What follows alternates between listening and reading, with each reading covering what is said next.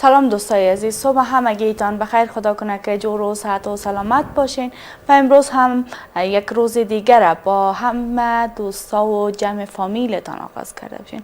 عزیزان هموطنان گرامی، امروز هم ما با شما دوستا یک جای صبح آغاز کردیم. صبح زمستان، صبح خانه که خدا کنه که همگیتان در خانه های گرمتان در کنار فامیلای عزیزتان نشسته و برنامه خودتان بیننده باشین. یک ساعت برنامه که من مهمان خانه های شما هستم، مرا همراهی بکنید چون ما هم در این هوای سرد به خاطر شما نازنینان آمدیم تا با شما نازنینان یک جای بتانیم روز خوب دیر بکنیم. دوستای عزیز، امروز هم مهمانای مختلف را داریم و بحث‌های مختلف. نمی‌فهمیم حیات امروز کجا هست و در راه گیر مانده، در راه بندی، یا اینکه هوا سرد بوده نتونسته بیاید دفتر. خب انتظار می‌کشیم شاید دقیقات بعد بیایه یا نیایه، هنوز معلوم نیست. خب شما دوستا مردنها نگذارین و همراهی بکنین. همکارانم زحمت زیاد میکشن، همکاران تکنیک ما ویدیوهای آماده کردن، تصاویر را خواهد دیدیم، معلوماتایی را خواهد دیدیم و مهمانایی را با ایشان بحث خواهد کردیم. انشالله که تا یک ساعت که من همراهی شما هستم خوب میگذره. پس همگی ما با هم یک جا همراهی بکنیم تا بتانیم یک ساعت خوب بگذرانیم. عزیزان و دوستان، قسمی که همه روزه میگم هوا سرد است، لباسای گرم بپوشین و از خود نگهداری بکنین چون بعض از مریضی ها آمده، بعض از ویروس ها هست که مبادا که شما نازنینان و عزیزان مریض شوید. خب دوستای عزیز، حال هم ویدیویی را همکارانم آماده کرده از خرما هست. به نظرم با هم میبینیم واقعا خرما هم فواید خیلی زیاد داره. در تصویر میبینیم، بعدا باز صحبت خواهد داشتیم.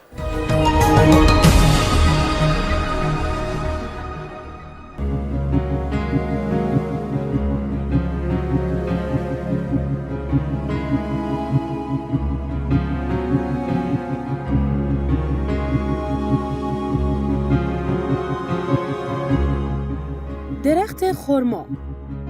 درخت خرما یا نخل از گیاهان بسیار قدیمی و مقدس است که نامش در قرآن کریم 42 بار تکرار شده است و مسلمانان آنان را از میوه‌های بهشتی می‌دانند. خرما میوه قدیمی است، میوه‌ای که از درختی به عمل می‌آید که جزء تیره نخل هاست و در مناطق نیمه گرمسیری و گرمسیری پرورش می‌یابد. عده‌ای خاستگاه آن را هندوستان می‌دانند و باستانشناسان معتقدند کاشت این درخت به 5000 سال پیش برمیگردد. گفته می‌شود که نخل خرما از ایران به چین برده شده و در کشورهای اروپایی مانند اسپانیا کشت شد. این میوه سرشار از انواع ویتامین از جمله A، B، C و E است. همچنین دارای فلزات معدنی مثل فسفر، کلسیم، آهن و مگنیزیم می باشد که هر کدام از این مواد در سلامتی انسان نقش بسزایی دارد. این میوه به خاطر داشتن مگنیزیم ضد سرطان بوده. همچنین برای شنوایی، بینایی، درد کمر، درد مفاصل و درمان سینه بسیار مفید است. استفاده از این میوه در ماه مبارک رمضان به دلیل ارزش غذایی آن توصیه شده است. این میوه قند کاهش یافته در دوران روزه‌داری را جبران نمی‌کند. به علت دارا بودن فایبر و خاصیت ملین بودن آن و خاصیت مگلین بودن آن، سیستم گوارشی را که به دلیل روزه‌داری بی تحرک شده است به تحرک وامی دارد. خرما به علت داشتن مگنیزیم انرژی عضلات بدن را تقویت می‌کند و نیروی عمومی بدن را افزایش می‌دهد و به علت داشتن فسفر و مگنیزیم موجب تقویت حافظه می شود. فواید خرما. پژوهشگران میگویند خوردن خرما به تنهایی یا همراه با لبنیات از جمله شیر برای کوفتگی و خستگی مفرط ناشی از روزه گرفتن یا فعالیت‌های سنگین بسیار مفید است. خرما الیافی دارد که در کاهش چربی و تامین پروتئین بسیار مؤثر است. جدیدترین تحقیقات علمی بیانگر مؤثر بودن خرما در رفع خشونت افراد و مایه آرامش روحی آنان است. به علت دارا بودن موسیلاژ و مواد پکتیک آرام کننده سرفه می باشد و اثر رفع ناراحتی های سینه دارد. برای این کار از جوشانده 50 گرم در نیم لیتر آب شیرینی تهیه می کنند که برای سینه درد مفید است. خرما می تواند در بهبود فلج اعصاب، کمردرد و ناراحتی‌های مفاصل مؤثر باشد. میگویند جوشانده خرما در شیر سینه را نرم، کلیه ها را درمان و از التهاب و امراض عفونی و ریزش مو جلوگیری می کند.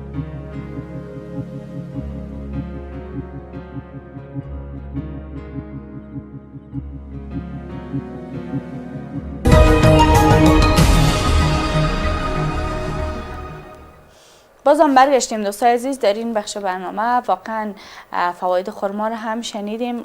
پیش از اینکه ویدیو رو ببینیم شاید دوستای ما بگن که ما میفهمیدیم، اما خوب است که بار بار تکرار شود تا هیچ فراموش شما نشه. خرما، هر میوه، هر چیزی را که خداوند بر ما عهد کرده در تمامش نیامت ها است و خرما هم یکی از همون جمله نیامت های خداوند است که باید بتانیم خوبتر ازش استفاده کنیم. خب دوستای عزیز، بخش ورزش است و در این بخش ورزش هم مهمان داریم.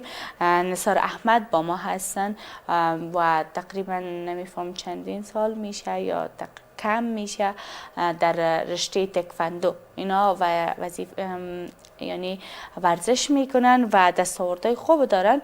انشالله خودشان صحبت خواهد کردن و بر ما بیشتر از ورزش خود، از کارکردهای خود، از فعالیت‌های خود معلومات خواهند. سلام آقای نثار احمد و صبحتان بخیر. تشکر. سلام، صبح بخیر به شما و به هم بیننده های تلویزیون شما. نثار احمد عبدالله اینجا هستم، یک تن از بازیکنان تیم ملی. مدت 2.5 سال میشه که رشته تکواندو را آغاز کردیم و تانستیم که در مدت 2.5 سال دستاوردهای خوبی داشته باشم و اولین مسابقات را هم که من اشتراک کرده بودم مسابقات آسیایی بود که از اون خوشبختانه تانستم مدال نقره آسیا را کسب کنم. بسیار خوب. آقای نثار احمد، وقتی من نثار احمد گفتم شاید دوستا تکان خورده باشه که نثار احمد بهاوی است. اگر خود آقای نثار احمد بهاوی نیست، اینا هم کم از اونان جوان هستن. انشالله که تلاش خواهد کردین که جای از اونا رو بگیریم انشالله. بسیار خوب. گفتین مدت 2.5 سال میشه شما این ورزش میکنین و دستاوردهای زیاد دارین. مدت 2.5 سال یعنی یک شخص میتونه، یک جوان که وارد کار شوه و در 2.5 سال هم آمادگی بگیره، هم وارد مسابقات شوه؟ خب مدت 2.5 سال کار سخت است، شاید ناممکن هم باشه، اما خب زحمت و تلاش های خود ما بود و مربیای ما که زحمت کشیدن بالای ما. مدت 1.5 ماه در کوریا قرنطین بودم به خاطر مسابقات المپیا، مسابقات آرژانتین که از جام تونستم در بین 206 کشور جهان مدال برنز کسب کنم و افغانستان جایگاه سوم کسب کنم در این مسابقه. آقای نثار، قرنطین می باشین یعنی چه قسم، چگونه یک فضا می باشه شما در اونجا زندگی میکنید؟ خب وقتی که یک ورزشکار قرنطین میشه یعنی هوش، حواس و از مشکلات زندگی باید اونها دور باشن، از جنجال‌ها و مشکلاتی که در فامیل می باشه یا چیز دیگه، از همه چیز، از شبکه‌های اجتماعی به خصوص باید دور باشه. بازیکن 2 وقت تمرین میکنن، 2 تایم و غذای خوب می داشته باشن. یعنی به زیادتر ورزشکارا در با مسابقات المپیک که آمادگی میگیرن زیادتر وقت قرنطین میشن. بسیار خوب. بازی که شما در کشور دیگه میرین مصارفتان از طرف کی می باشه؟ خب جا داره که از رئیس ریاست تربیت بدنی دکتر صاحب حفیظ الله ولی رحیمی تشکری کنیم. صرف ریاست تربیت بدنی و المپیک مصارف ما پرداخته میشه، مصارف خرج و تیکت طیاره و هر امکاناتی که به ما دوجه مهیا میشه صرف المپیک است. یعنی شما رضایت دارین، زمینه سازی شده برتان. بعضی از ورزشکارای ما هستن که خیلی ناراضی هستن، میگه امکانات درست نیست بر ما، اگر سفر هم میریم از پول شخصی خود میریم. خب زیادتر ورزشکارا این کافی نیست به نظر شخصی من. وقتی که یک ورزشکار میخواد به شکل حرفه‌ای تمرین کنه اصلا این امکانات را که ما اکنون در دسترس داریم کم است. یک ورزشکار ماهانه بازیکن تیم ملی 1000 افغانی معاش داره، او اصلا کرای رای از روی اصلا پورم نمیکنه، چی خاصا که بتونه از روی انرژی بگیره یا چیزی یعنی یک ورزشکار به شکل حرفه‌ای وقتی که تمرین میکنه باید انرژی بگیره و میخوایم از دولت که و از کسایی که در رأس دولت قرار دارن ورزشکارا را اسپانسر کنن خوبتر است. بسیار خوب. در کنار از اینکه شما ورزشکار هستین دیگه چه فعالیت ها دارین تا میتونین به ورزشتان هم رسیدگی کنین؟ خب در پالی ورزش من درس هم میخوانم و زیادتر وقت من نمی باشم در ایجاد. وقتی که به خاطر مسابقات قرنطین میشیم یا نمی باشم در ایجاد کم از درس ها دور میمانیم به خاطر این ورزش. خب من پیشتر یادآوری کردم باید دولت توجه خاص به ورزشکارا داشته باشه. اونا نمیتونن که هم درس پیش ببرن هم ورزش. باید یک ورزشکار وقتی به شکل حرفه‌ای تمرین میکنه 3 تایم حداقل 2 تایم باید تمرین کنه. اونا از یعنی از درس کم پس میمانن و زندگیشان هم تضمین شدگی نیست. افغانستان بدبختانه ورزشکارایی که در خارج هستن زندگیشان تضمین شدگی است. راستی یعنی اونا از درس دور میمانن و کدام راه دیگه هم ندارن که امید داشته باشن که امی ورزش میتونه زندگی آیندهشان تضمین بکنه؟ خب به خاطر این ورزش یا قهرمانی به خاطر از این طریق میتونن زندگی خود بسازن. زیاتر ورزشکارا وقتی که هدف به خود تعیین میکنن از این طریق میتونن از طریق ورزش زندگی خودشون تضمین میکنن. همه میتونن انجینر شوند، همه میتونن قهرمان شوند.